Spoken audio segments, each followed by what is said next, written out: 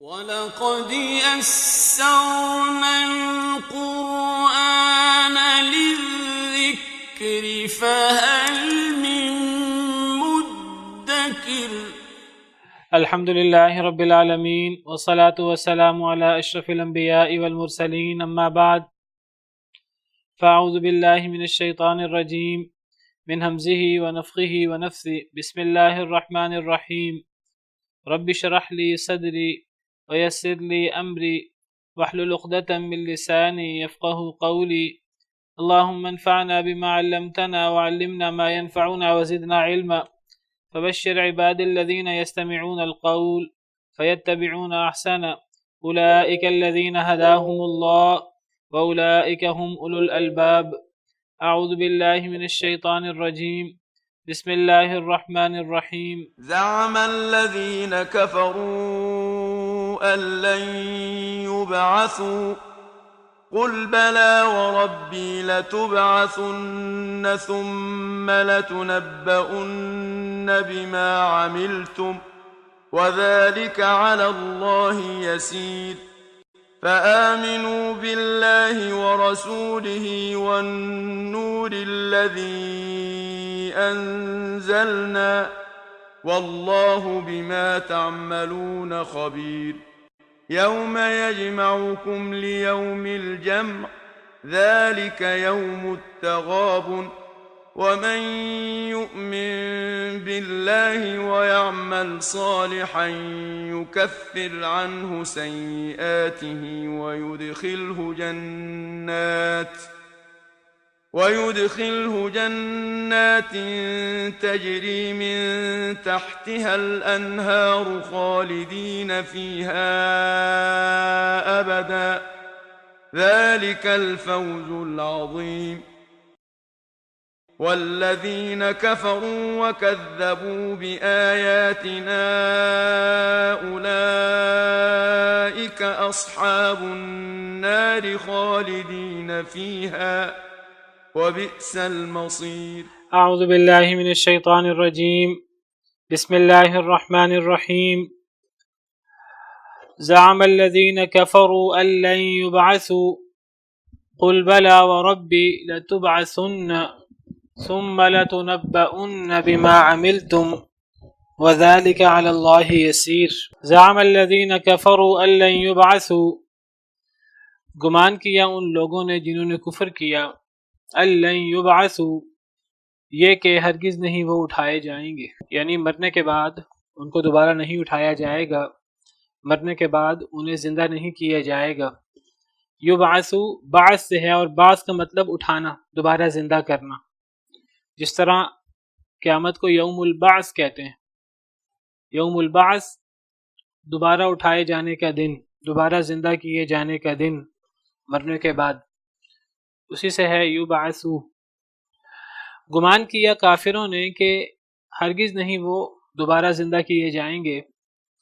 قل، فرما دیجئے اے اللہ کے نبی صلی اللہ علیہ وسلم، بلا، بلکہ، وربی، قسم ہے میرے رب کی، واو قسم کے معنی میں، قسم ہے میرے رب کی، لتبعثن، البتہ تم ضرور اٹھائے جاؤ گے، البتہ تم ضرور دوبارہ زندہ کیے جاؤ گے۔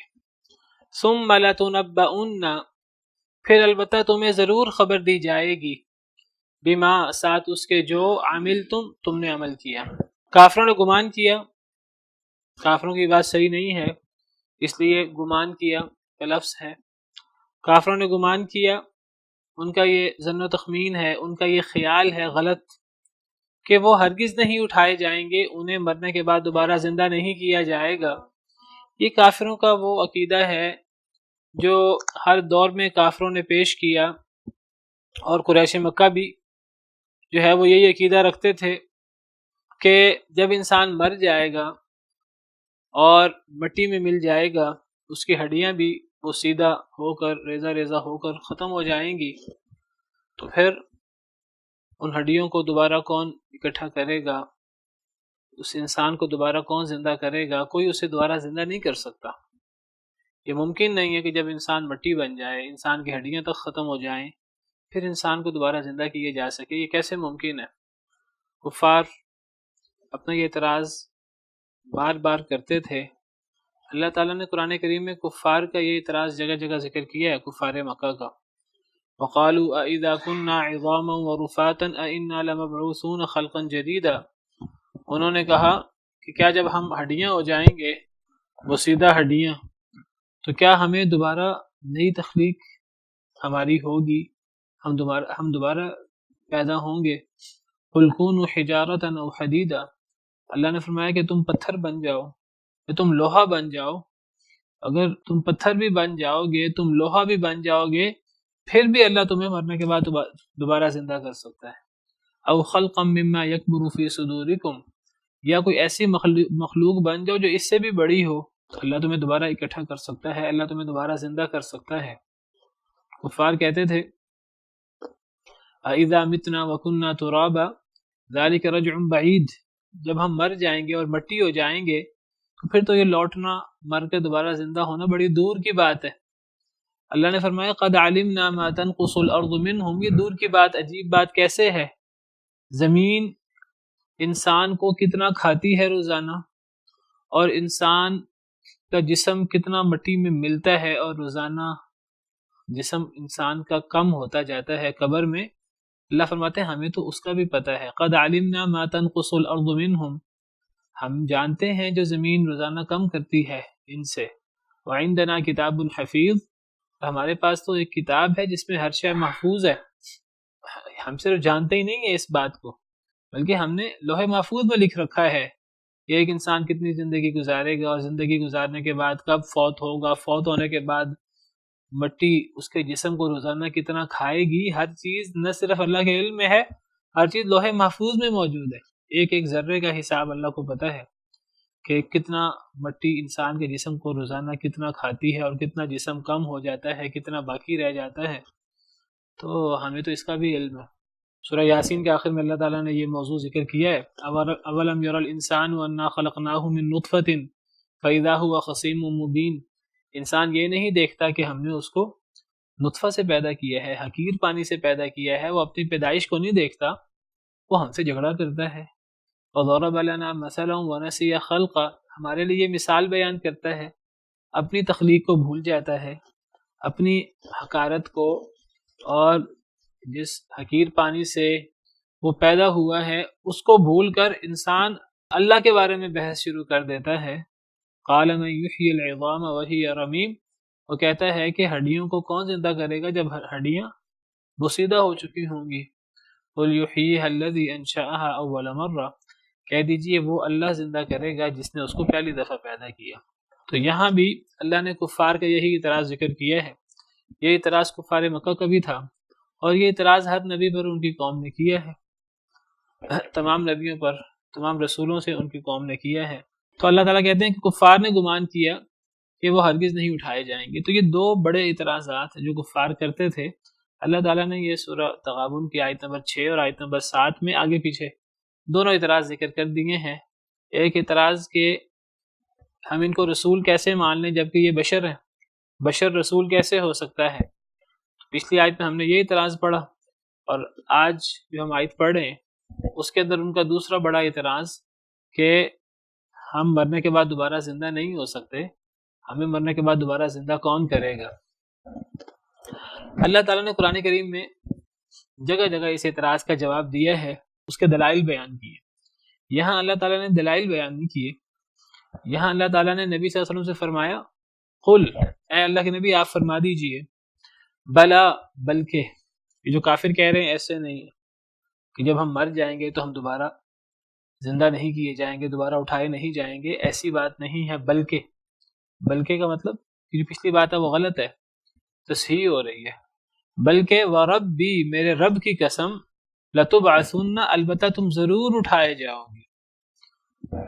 قسم کھا کر اے نبی آپ اپنے رب کی قسم اٹھائیں، اور آپ اپنے رب کی قسم اٹھا کر کہیں کہ میں اپنے رب کی قسم اٹھاتا ہوں، میرے رب کی قسم تمہیں البتہ ضرور اٹھایا جائے گا. بہت زور ہے کلام کے اندر. آپ کہہ دیجئے بلکہ، بلکہ سے بھی پچھلی بات کی نفی ہو رہی ہے. وربی، میرے رب کی قسم، نبی کریم صلی اللہ علیہ وسلم کو قسم کھانے کی ضرورت نہیں. قسم کھانے کے بغیر بھی آپ الصادق المصدوق ہیں، آپ سچے ہیں اور آپ کی تصدیق کی گئی ہے، آپ نے کبھی جھوٹ نہیں بولا دنیاوی معاملات میں، تو اللہ کے معاملے میں آپ کیسے جھوٹ بولیں گے؟ اور اللہ تعالیٰ آپ کو فرما رہے ہیں کہ آپ قسم اٹھا کر کہہ دیں میرے رب کی قسم۔ اور پھر لتبعثن، لام بھی زور دینے کے لیے ہے البتہ، اور تبعثن کے آخر میں جو نون مشدد ہے اس کو نون تاکید کہتے ہیں، یہ نون بھی تاکید کے لیے، زور دینے کے لیے، البتہ تم ضرور اٹھائے جاؤ گے۔ ثم، پھر صرف اٹھایا نہیں جائے گا، ثم لتنبؤن، میرے رب کی قسم البتہ تمہیں ضرور خبر دی جائے گی۔ لتنبؤن یہ نبا سے ہے، نبا خبر کو کہتے ہیں، لام البتہ اور پھر نون اس کے بھی آخر میں ہے ضرور، پھر البتہ ضرور تمہیں خبر بھی دی جائے گی، تمہیں مطلع بھی کیا جائے گا بما عملتم، ساتھ اس کے جو تم نے عمل کیے، تم دنیا کے اندر جو جن اللہ کے نافرمانیوں میں تم زندگی گزار کے آئے ہو، تم نے جو جو عمل کیے ہیں اللہ نے ہر چیز لکھوا لی تھی، ہر چیز اللہ کے ہاں محفوظ ہے، کرامن کاتبین نے ہر چیز لکھی ہوئی ہے، انسان کے دائیں اور بائیں کندھوں پر فرشتے موجود ہیں، وہ ہر بات لکھ لیتے ہیں، انسان کے منہ سے کوئی چیز نہیں نکلتی، وہ فرشتے اس کو محفوظ کر لیتے ہیں۔ ہم تمہیں ان تمام چیزوں کی قیامت کے دن صرف تمہیں اٹھائیں گے نہیں، تمہیں قیامت کے دن ان تمام تمہارے اعمال کی خبر بھی دیں گے، وہ چھوٹا عمل ہو، بڑا عمل ہو، وہ ذرہ برابر نیکی ہو یا وہ ذرہ برابر گناہ کی بات ہو۔ فَمَن يَعْمَلْ مِثْقَالَ ذَرَّةٍ خَيْرًا يَرَهُ، جو ذرہ برابر بھی نیکی کرے گا اس کو دیکھ لے گا، وَمَن يَعْمَلْ مِثْقَالَ ذَرَّةٍ شَرًّا يَرَهُ، جو ذرہ برابر بھی گناہ کرے گا اس کو دیکھ لے گا، وَإِن كَانَ مِثْقَالَ حَبَّةٍ مِّنْ خَرْدَلٍ أَتَيْنَا بِهَا، اگر رائی کے دانے کے برابر بھی کوئی عمل ہوگا ہم قیامت کے دن اس کو بھی لے آئیں گے، وَكَفَى بِنَا حَاسِبِينَ، ہم حساب لینے والے کافی ہیں، ہمیں حساب لینے کے لیے اور لوگوں کی اور مخلوقات کی اور آلات کی ہمیں ضرورت نہیں ہے، اللہ اکیلے ہی کافی ہیں حساب لینے کے لیے۔ اٹھایا نہیں جائے گا، صرف اٹھایا بھی جائے گا پھر تمہیں خبر بھی دی جائے گی۔ یہاں اللہ نے دلائل پیش نہیں کی، یہاں اللہ نے نبی صلی اللہ علیہ وسلم سے فرمایا کہ آپ قسم اٹھا کر کہہ دیں، اور یہ جو قسم کا انداز ہے یہ بھی بڑا عجیب ہے۔ یہ نہیں فرمایا کہ اے اللہ کے نبی صلی اللہ علیہ وسلم آپ اللہ کی قسم اٹھا کر کہیں، قل بلا واللہ، یہ انداز نہیں ہے۔ عام طور پہ قسم کا انداز کیا ہے؟ واللہ، بلکہ اللہ تعالیٰ فرما رہے ہیں کہ اے نبی آپ کہیں، یعنی نبی سے اللہ کہلوا رہے ہیں، اور اللہ کیا کہلوا رہے ہیں کہ اے نبی آپ لوگوں سے کہیں، آپ لوگوں سے کہیں اللہ کی قسم اٹھا کر، لیکن یہ نہیں فرمایا کہ آپ لوگوں سے کہیں واللہ، فرمایا آپ لوگوں سے کہیں، اللہ نبی کو حکم دے رہے ہیں اور نبی کے منہ سے کہلوا رہے ہیں کہ آپ لوگوں سے کہیں قسم ہے میرے رب کی۔ تو اللہ نبی کریم صلی اللہ علیہ وسلم کو حکم دے رہے ہیں کہ آپ اس انداز سے قسم اٹھائیں۔ نبی کریم صلی اللہ علیہ وسلم قسم اٹھاتے تھے، جس میں نبی صلی اللہ علیہ وسلم جو ہیں وہ اللہ کو رب کہہ کر پکار کر قسم اٹھاتے تھے، وَرَبِّ الْكَعْبَةِ وَالَّذِي نَفْسِي بِيَدِهِ، اس ذات کی قسم جس کے ہاتھ میں میری جان ہے۔ لیکن اللہ حکم دے رہے ہوں نبی کو، اور اللہ نبی سے کہیں کہ آپ قسم اٹھائیں، اور کبھی قسم بھی ایسے اٹھائیں کہ میرے رب کی قسم۔ تو یہ انداز قرآن کریم میں صرف 3 جگہ اختیار کیا گیا کہ اللہ حکم دیں نبی صلی اللہ علیہ وسلم کو، اور اللہ حکم دے کر کہیں کہ اے نبی آپ کفار سے کہیں، اور آپ کفار کو اپنی بات کہہ کر کفار اپنی بات پہ زور پیدا کرنے کے لیے قسم اٹھائیں، اور قسم بھی جو اللہ آپ کو حکم دے رہا ہے آپ اسی رب کا واسطہ دے کر، اسی رب کا نام لے کر قسم اٹھائیں، وَرَبِّی، قسم ہے میرے رب کی۔ یہ ایک قسم کا بڑا عجیب انداز ہے، انوکھا انداز ہے، اور یہ انوکھا انداز قرآن کریم میں 3 جگہ پر اختیار کیا، اور تینوں جگہ یہ بعث بعد الموت کے بارے میں اختیار کیا گیا ہے۔ اللہ حکم دیں کہ اے نبی آپ یہ بات قسم اٹھا کر کہیں، اور قسم بھی وربی کہہ کر۔ ایک یہاں ہے کہ میرے آپ کہیں، بلکہ بات تمہاری غلط ہے، میرے رب کی قسم تمہیں اٹھایا جائے گا۔ ایک یہاں یہ انداز اختیار کیا گیا، اور اسی طرح یہ انداز سورہ یونس میں، وہاں بھی قیامت کی بات ہو رہی ہے۔ سورہ یونس آیت نمبر 52-53 بعث بعد الموت کا ذکر چل رہا ہے، تو اللہ تعالیٰ فرماتے ہیں وَيَسْتَنْبِئُونَكَ أَحَقٌ هُوَ، وہ آپ سے پوچھتے ہیں کفار، احق ہو، کہ کیا حق ہے وہ، وہ سے کیا مراد ہے یہاں؟ قیامت کا دن، کیا مرنے کے بعد دوبارہ زندہ ہونا، کیا قیامت کے دن کا عذاب، جنت جہنم، کیا یہ وہ آپ سے سوال کرتے ہیں کہ کیا یہ قیامت کے دن یہ حق ہے، یہ قیامت کا دن قائم ہوگا، ہم مرنے کے بعد زندہ ہوں گے؟ قل آپ فرما دیجئے ای ہاں کے معنی میں، نام کے معنی میں، آپ کہہ دیجئے ہاں، وربی قسم ہے میرے رب کی۔ یہاں بھی اللہ تعالیٰ نبی صلی اللہ علیہ وسلم کو حکم دے رہے ہیں کہ آپ قسم کھا کر کہیں اور اپنے رب کی قسم اٹھا کر کہیں، جو رب آپ کو حکم دے رہا ہے آپ قسم اٹھا کر کہیں، اور اس انداز سے قسم اٹھائیں۔ عام جو عرب قسم اٹھاتے تھے واللہ، کلا واللہ، تاللہ، اس انداز کی قسم نہ اٹھائیں، آپ وربی کہہ کر قسم اٹھائیں، کہیں میرے رب کی قسم، انہو بے شک وہ، لحق البتہ وہ حق ہے، وما انتم بمعجزین اور تم عاجز نہیں کر سکتے اللہ کو، اللہ تمہیں جو سزا دینا چاہیں گے وہ تمہیں سزا بھگتنی پڑے گی، تم اس عذاب سے، اس سزا سے اپنے آپ کو بچا نہیں سکو گے۔ یہ دوسری جگہ قرآن کریم میں سورہ یونس آیت نمبر 53، اور تیسری جگہ سورہ سبا میں، وہاں بھی یہی انداز ہے، اور وہاں بھی یہ قیامت کے بارے میں ہے۔ سورہ سبا آیت نمبر 3، اور وہاں بھی بعث بعد الموت کی بات ہو رہی، قیامت کی۔ وقال الذين كفروا لا تأتينا الساعة، کافروں نے کہا ہمارے پاس قیامت نہیں آئے گی، مرنے کے بعد کوئی زندگی نہیں ہے، ہم مرنے کے بعد دوبارہ زندہ نہیں ہوں گے، قیامت نہیں ہوگی۔ قل آپ فرما دیجئے بلا بلکہ، وربی قسم ہے میرے رب کی۔ تینوں جگہ یہی انداز ہے کہ آپ جواب دیجئے ان کو، اور جواب اپنے رب کی قسم اٹھا کر جواب دیں، لتأتینکم، البتہ ضرور وہ تمہارے پاس آئیں گی۔ قیامت کا اطلاق قیامت والے دن پر بھی ہوتا ہے، اور قیامت کا اطلاق یوم البعث پر بھی ہوتا ہے۔ وہ ضرور تمہارے پاس آئے گی، عالم الغیب، وہ پیچھے ہے نا وہ رب بھی، میرے رب کی قسم، تو اس کی صفت ہے عالم الغیب، میرا رب غیب کا جاننے والا ہے، تو میں اس رب کی قسم اٹھا کر کہتا ہوں کہ قیامت ضرور آئے گی۔ تو یہاں اللہ تعالیٰ نے دلائل نہیں دیے قیامت آنے کے، یہاں اللہ تعالیٰ نے نبی کو فرمایا کہ اے نبی آپ اپنی بات زور دے کر ان کو کہیں کہ قیامت لازماً آئے گی، آپ کو قسم کھانے کی ضرورت نہیں ہے، لیکن آپ قسم اٹھا کر کہیں بات میں زور پیدا کرنے کے لیے، آپ کی بات بغیر قسم کی بھی آپ صادق اور مصدوق ہیں، قسم کھا کر آپ کی بات میں مزید زور پیدا ہو جاتا ہے، تو آپ قسم اٹھا کر کہیں، باقی جس نے نہیں ماننا وہ نہ مانے، پھر قیامت کے دن خود ہی بھگت لے گا۔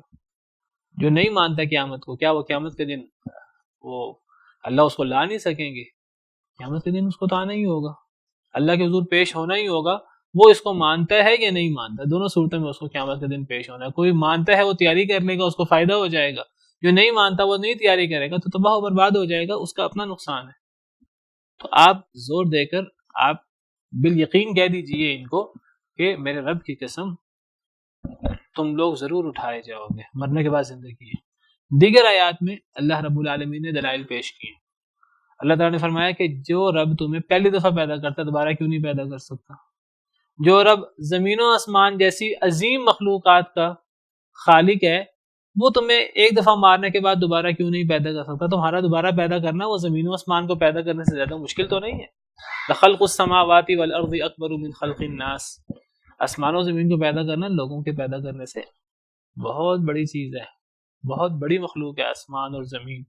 اولم يروا ان اللہ الذي خلق السماوات والارض قادر على ان يخلق مثلهم، سورہ یاسین کے آخر میں فرمایا کیا یہ لوگ نہیں دیکھتے کہ جس اللہ نے زمین و آسمان کو پیدا فرمایا ہے وہ قادر ہے کہ وہ ان جیسوں کو دوبارہ پیدا کر دے؟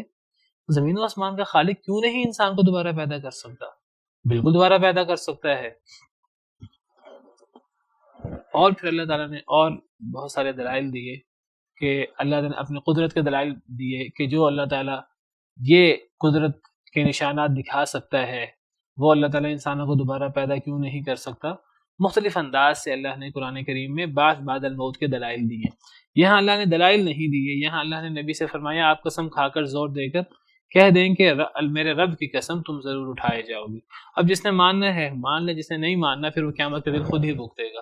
فرمایا وَذَلِكَ عَلَى اللَّهِ يَسِيرٌ، اور یہ چیز اللہ پر بہت آسان ہے، یہ نہ سمجھو کہ یہ چیز اللہ پر بہت مشکل ہے، اللہ کو بڑی مشکل سے یہ کام کرنا ہوگا، یہ چیز اللہ کے بائیں ہاتھ کا، جس کو ہم کہتے ہیں بائیں ہاتھ کا کھیل ہے، یہ چیز اللہ پر بہت آسان ہے، کوئی مشکل نہیں ہے. یہ کھربوں، یہ ٹریلینز اور ٹریلینز لوگوں کو جو ہے وہ دوبارہ پیدا کرنا اللہ کے لیے ایسے ہی ہے جیسے کہ کسی ایک شخص کو، کسی ایک نفس کو پیدا کرنا. ما خلقکم ولا بعثکم الا کنفس واحدہ، تم سب کو پہلی دفعہ پیدا کرنا ہو یا تم سب کو مرنے کے بعد دوبارہ اٹھانا ہو، یہ اللہ کے نزدیک ایسے کہ جیسے کہ ایک نفس کو.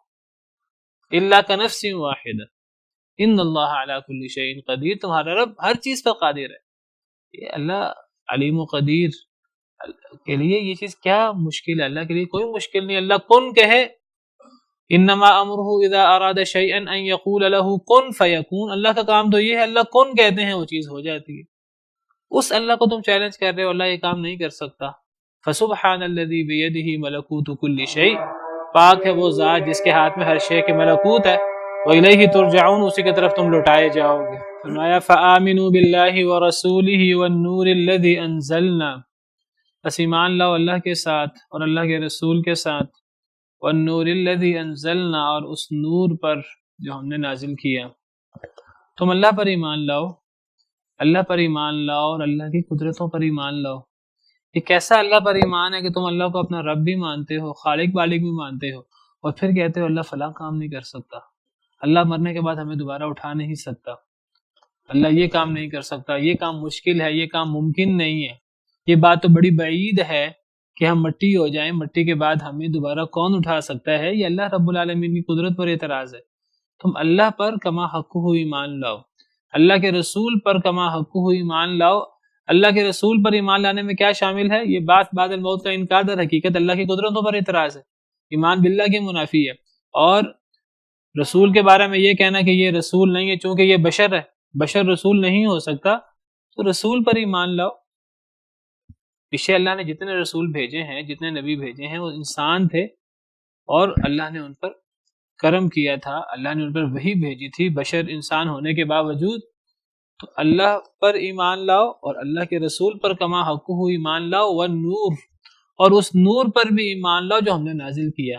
کون سا نور؟ قرآن کریم. اس قرآن کریم پر ایمان لاؤ جو ہم نے نازل کیا. تو نور سے مراد قرآن کریم. کل اس موضوع پر لمبی بات ہوئی ہے کہ نور سے مراد نبی کریم صلی اللہ علیہ وسلم لینا صحیح نہیں ہے. قد جاءکم من اللہ نور و کتاب مبین، وہاں نور سے مراد قرآن ہے، نور سے مراد بھی قرآن ہے، کتاب مبین سے مراد بھی کتاب ہے. اور اگلی آیت اس کی دلیل ہے یہدی بہ اللہ، آگے واحد کا صیغہ ہے، اللہ ہدایت دیتا ہے اس کے ذریعے، اس بہ واحد کی ضمیر ہے.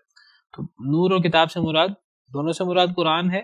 قرآن کریم میں جگہ جگہ نور قرآن کریم کو قرار دیا گیا ہے.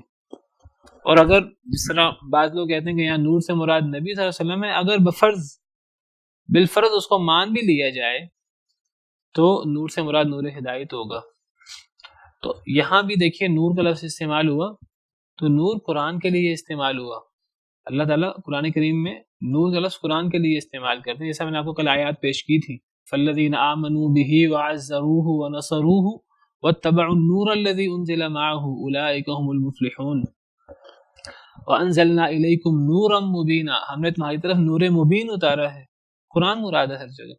یہاں بھی فرمایا ایمان لاؤ اللہ پر اور اللہ کے رسول پر اور اس نور پر جو ہم نے نازل کیا، قرآن. واللہ بما تعملون خبیر، اور اللہ تعالیٰ ساتھ اس کے جو تم عمل کر رہے ہو خبردار ہے. اگر تم عمل صحیح نہیں کر رہے، اگر تم اللہ کی باتیں نہیں مان رہے جو اتنی واضح ہیں، تو پھر اللہ کو پتہ ہے تم کیا کر رہے ہو، اللہ تم سے خود ہی نمٹ لیں گے والعیاذ باللہ. یوم یجمعکم لیوم الجمع، یاد رکھو ایک دن آنے والا ہے جس دن وہ تمہیں جمع کرے گا. تمہیں کس دن جمع کرے گا؟ جمع کے دن جمع کرے گا، جس دن کا نام ہی یوم الجمع ہے. اس دن جس دن وہ تمہیں اکٹھا کرے گا وہ اللہ رب العالمین تم سب کو جمع کر دے گا. لیوم الجمع، کس دن اکٹھا کرے گا؟ یوم الجمع کے لیے اکٹھا کرے گا. یوم الجمع کے دن اللہ تمہیں جمع کر دے گا. یوم الجمع سے مراد یوم القیامہ. یوم القیامہ کا ایک نام یوم الجمع. کیا مطلب؟ کہ اس دن سارے اکٹھے ہو جائیں گے، آدم سے لے کر قیامت تک آنے والے آخری انسان تک. لوگ کہتے ہیں جی مرنے کے بعد کون اٹھائے گا، اس دن پتہ لگ جائے گا کہ کون اٹھائے گا. اس دن اول سے آخر تک اللہ سب کو اکٹھا کر دے. سورہ واقعہ میں فرمایا قل ان الاولین والآخرین لمجموعون الی میقات یوم معلوم. سورہ واقعہ آیت نمبر 49-50. یہ لوگ کہتے ہیں جی ہمیں مرنے کے بعد کون اٹھائے گا. سورہ واقعہ آیت نمبر 47. وَقَانُوا يَقُولُونَ، یہ کہا کرتے تھے اللہ قیامت کے دن جہنمی لوگوں کے بارے میں کہیں گے کہ جہنمی جہنم میں کیوں گئے. اللہ فرماتے ہیں جہنمی جہنم میں اس لیے گئے کہ یہ کہتے تھے جب ہم مر جائیں گے، مٹی ہو جائیں گے، ہڈیاں ہو جائیں گے، کیا ہمیں دوبارہ اٹھایا جائے گا، اور ہمارے پرانے آباء و اجداد کو بھی. تو اللہ تعالیٰ اس کا جواب دیتے ہیں. اللہ جواب دیتے ہیں قل ان الاولین والآخرین، کہہ دیجئے اے اللہ کے نبی صلی اللہ علیہ وسلم، پہلے ہوں یا پچھلے، شروع والے ہوں یا بعد والے، تم سے پہلے ہوں یا تمہارے بعد میں آنے والے، حضرت آدم سے لے کر تمہارے بعد آنے والے قیامت تک آنے والے آخری انسان تک، پہلے اور پچھلے سارے کے سارے لمجموعون، سب کو اکٹھا کر دیا جائے گا، الی میقات یوم معلوم، ایک معلوم دن کے وقت مقررہ میں. اس معلوم دن سے مراد یہاں یوم معلوم ہے، وہاں یوم الجمع قرار دیا گیا ہے اس کو. اللہ تمہیں جمع کرے گا جمع کے دن. سورہ ہود میں فرمایا، اللہ تعالیٰ نے سورہ ہود میں بہت سارے نبیوں کے قصے بیان کیے. قصے بیان کر کے اللہ فرماتے ہیں ان فی ذلک لآیۃ لمن خاف عذاب الآخرہ، ان قصوں میں عبرت ہے، نشانی ہے اس شخص کے لیے جو آخرت کے عذاب سے ڈرتا ہے. آخرت کیا ہے؟ ذالک یوم، یہ وہ دن ہے مجموع لہ الناس، سارے لوگ اس کے لیے اکٹھے کر دیے جائیں گے، کوئی ایک بھی نہیں بچے گا. فلم نغادر منہم احدا، ہم سب کو اکٹھا کر دیں گے، ایک کو بھی نہیں چھوڑیں گے. یہ وہ دن ہے کہ سارے لوگ اس کے لیے جمع ہو جائیں گے. اس دن کا نام یوم الجمع بھی ہے اور اس دن کا نام یوم مشہود بھی ہے، حاضری کا دن، گواہی کا دن. سب نے حاضر ہو جانا ہے، سب نے وہاں موجود ہونا جس دن سب حاضر ہوں گے. تو اس دن کا نام یوم الجمع ہے. وہ دن وہ جمع کرے گا تمہیں اللہ رب العالمین. کس دن؟ لیوم الجمع، یوم الجمع کے لیے. اس دن کا نام یوم الجمع رکھ دیا، قیامت کا دن. ذالک یوم التغابن، یہ یوم التغابن بھی ہے. یوم التغابن ہار جیت کا دن. کہتے ہیں غبن، ایک دوسرے کو نقصان پہنچانے کی کوشش کرنا، ایک دوسرے کو نیچا کرنے کی کوشش کرنا. اس میں آپس میں مشارکت ہے. ایک بندہ دوسرے کو نقصان پہنچانے کی کوشش کرے، وہ اس کو نقصان پہنچانے کی کوشش کرے، وہ اس کو ہرانے کی کوشش کرے، وہ اس کو ہرانے کی کوشش کرے. تو یہ قیامت کا دن جو ہے یہ ہار جیت کا دن ہے. دو گروہ ہیں بڑے بڑے، اصل گروہ دو ہی ہیں، مسلمان اور کافر، جنتی اور جہنمی. اب وہ ہار جیت کا دن ہے. کون حق پر ہے، کون باطل پر ہے، کون کامیاب ہے، کون ناکام ہے. دنیا کے اندر جتنی مرضی ٹکرے مارتے رہو، جتنے مرضی اختلاف کرتے رہو، جس نے ماننا ہے ماننا، جس نے نہیں ماننا نہ مانے. یہ فیصلہ قیامت کے دن ہو جائے گا، دودھ کا دودھ پانی کا پانی ہو جائے گا، کیونکہ وہ یوم التغابن ہے. پتہ لگ جائے گا کون ہارا کون جیتا. وہ یوم الجمع بھی ہے، سارے اکٹھے ہو جائیں گے، ایک بھی باقی نہیں بچے گا. اور وہ یوم التغابن بھی ہے، وہاں پتہ لگ جائے گا کون ہارا کون جیتا، کون کامیاب ہے کون ناکام ہے. کل نفس ذائقۃ الموت، ہر نفس نے موت کا ذائقہ چکھنا ہے. وانما توفون اجورکم یوم القیامہ، تمہیں قیامت کے دن تمہارے بدلے پورے پورے مل جائیں گے. اچھا ہے تو اچھا بدلہ پورا مل جائے گا، برا ہے تو برا بدلہ پورا مل جائے گا، کوئی کمی نہیں ہوگی. فمن زحزح عن النار وادخل الجنة فقد فاز، جو آگ سے بچا لیا گیا، جنت میں داخل کر دیا گیا، وہ کامیاب ہوں گے. وما الحیات الدنیا الا متاع الغرور، اور دنیا کی یہ کامیابی اور ناکامیاں، دنیا کے یہ سٹیٹس اور یہ اقتدار اور یہ مال دولت، یہ دھوکے ہیں. وما الحیات الدنیا الا متاع الغرور، دھوکے کا سامان ہے سارے کا سارا. دنیا کے اوپر کبھی بھی فیصلہ نہ کرنا. اللہ تمہیں جمع کریں گے جمع کے دن. ذالک یوم التغابن، یہ نقصان اٹھانے کا دن ہے، یا یہ ہار جیت کا دن ہے. کون جیتا کون ہارا؟ ومن یؤمن باللہ ویعمل صالحا، ایک گروہ تو یہ ہے جو اللہ پر ایمان لایا، کما حقہ، اللہ کی قدرتوں پر بھی ایمان لایا. ویعمل صالحا، نیک عمل کیے اللہ کو راضی کرنے کے لیے. یکفر عنہ سیئاتہ، وہ معاف کر دے گا اس سے اس کی برائیاں. اگر اس نے اپنی بعض برائیوں کی غلطی نہیں بھی معافی مانگی ہوگی، رہ گئے ہوں گے، اس کو نہیں موقع ملا ہوگا، اللہ وہ بھی معاف کر دیں گے۔ وَيُدْخِلْهُ جَنَّاتٍ، اور داخل کر دے گا اس کو باغات میں، تجری من تحتها الانہار، بہتی ہوں گی جس کے نیچے سے نہریں، یہ وقتی داخلہ نہیں ہوگا، خالدین فیہا، ہمیشہ ہمیشہ رہیں گے اس میں، ابدا، ابد الآباد تک، ہمیشہ ہمیشہ، کیونکہ یہ یوم الخلود ہے، یہ قیامت کا دن، یہ ہمیشگی کا دن ہے، یہ خلود کا دن ہے، تو یہ جیتنے والے لوگ ہیں، یہ گروہ جیتنے والا ہے جو اللہ پر ایمان لائے اور نیک عمل کرے۔ کوئی اس کے گناہ رہ بھی گئے ہوں گے، وہ نہیں اس کو موقع ملا ہوگا توبہ کرنے کا، اللہ وہ بھی معاف کر دیں گے اپنے خاص فضل سے، اور اللہ جنتوں میں داخل کر دیں گے جن کے نیچے سے نہریں بہتی ہیں، اس میں ہمیشہ ہمیشہ رہیں گے۔ ذالک الفوز العظیم، یہ ہے بڑی کامیابی، حقیقی کامیابی، اصل کامیابی، اصل جیت یہ ہے۔ اور دوسرا گروہ ہارنے والا، کون ناکام ہے، کون نقصان اٹھانے والا ہے؟ والذین کفروا وکذبوا بآیاتنا، اور وہ لوگ جنہوں نے کفر کیا اور جھٹلایا ہماری آیتوں کو، اولئک اصحاب النار، یہی لوگ آگ والے، یہ آگ میں رہیں گے، اور یہ وقتی طور پر نہیں رہیں گے، خالدین فیہا، ہمیشہ ہمیشہ رہیں گے اس میں۔ یہ اصل نقصان اٹھانے کا دن ہے، یہ ہے اصل نقصان، یہ ہے اصل ہار۔ یہ ان لوگوں کے لیے ہے، دلائل اللہ نے بڑے دے دیے، عقلی بھی دے دیے، نقلی بھی دے دیے، لیکن کچھ ہیں کہ ان کا زندہ ہونا اور مرنا برابر ہے۔ وہ جو اللہ کی باتوں کو سمجھتا نہیں ہے، اللہ کی باتوں پہ غور نہیں کرتا، تو جس طرح جاننے والا نہ جاننے والا برابر نہیں ہو سکتے، اس طرح زندہ اور مردہ برابر نہیں ہو سکتے۔ ان کا زندہ اور مردہ ہونا برابر ہے، جو اللہ کی آیتوں پہ غور ہی نہیں کرتے، اندھے ہیں، بہرے ہیں، گونگے ہیں۔ اللہ نے آنکھیں دی ہیں دیکھنے کے لیے، دیکھتے ہی نہیں، کان دیے ہیں سننے کے لیے، سنتے ہی نہیں، دل دیا ہے غور کرنے کے لیے، غور کرتے ہی نہیں۔ تو ایسے لوگ یہ آگ والے ہیں۔ پھر جو اللہ کے دلائل پر غور نہیں کرتے تو پھر ٹھیک ہے، یہ خود ہی بھگتیں گے۔ جنہوں نے جھٹلایا، جنہوں نے کفر کیا اور جھٹلایا ہماری آیتوں کو، ہم نے بڑے دلائل دے دیے، اب کوئی نہیں مانتا، پھر یہ آگ والے ہیں، اور یہ وقتی عذاب نہیں ہے، 1 منٹ کے لیے، 5 منٹ کے لیے آگ برداشت کرنا ممکن نہیں ہے، ہمیشہ ہمیشہ کے لیے۔ فما اصبرهم علی النار، کتنا صبر ہے ان کا آگ پر، پتہ لگ جائے گا قیامت کے دن، اس میں ہمیشہ ہمیشہ رہیں گے۔ وبئس المصیر، بہت ہی بری لوٹنے کی جگہ ہے، بہت ہی برا ٹھکانہ ہے، والعیاذ باللہ۔ اللہ تعالی ہمیں قیامت کے دن کامیاب لوگوں میں سے کر دے، جنتی لوگوں میں سے کر دے۔ جی نہر کو کہتے ہیں، لیکن اب نہر چھوٹی نہر ہے کہ بڑی نہر ہے، دریا کر لیجئے، جس کے نیچے سے نہریں بہتی ہیں۔ نہر کا لفظ عربی کیا ہے، عربی سے اردو میں آیا ہے، تو دیکھیے نہر کا لفظ بھی ہے، بحر کہتے ہیں سمندر کو، بحیرہ کہتے ہیں چھوٹے سمندر کو، تو اب دریا کے لیے کیا یہ لفظ نہر استعمال ہوتا ہے یا بحیرہ استعمال ہوتا ہے، واللہ اعلم، میرے علم میں نہیں ہے اس وقت۔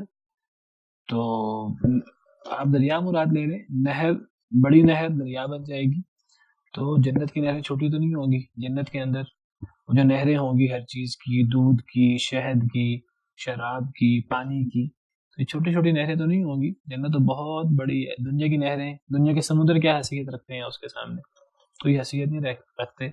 جب جنت اتنی بڑی ہے کہ جنت میں ایک ایک جنتی کو 10 دنیا کے برابر جگہ ملنی ہے، تو جنت کے اندر پھر نہریں جو ہیں وہ کتنی بڑی بڑی ہوں گی۔ جب سائے اتنے لمبے ہیں، ایک ایک درخت اتنا لمبا ہے کہ 100 سال سفر کرے کوئی انسان تو وہ سایہ ہی ختم نہ ہو، جب درخت اتنے لمبے ہیں تو پھر نہریں کتنی لمبی ہوں گی۔ اللہ تعالی ہمیں اصحاب جنت میں سے کر دے۔ سبحان ربک رب العزت عما یصفون وسلام علی المرسلین والحمد للہ رب العالمین۔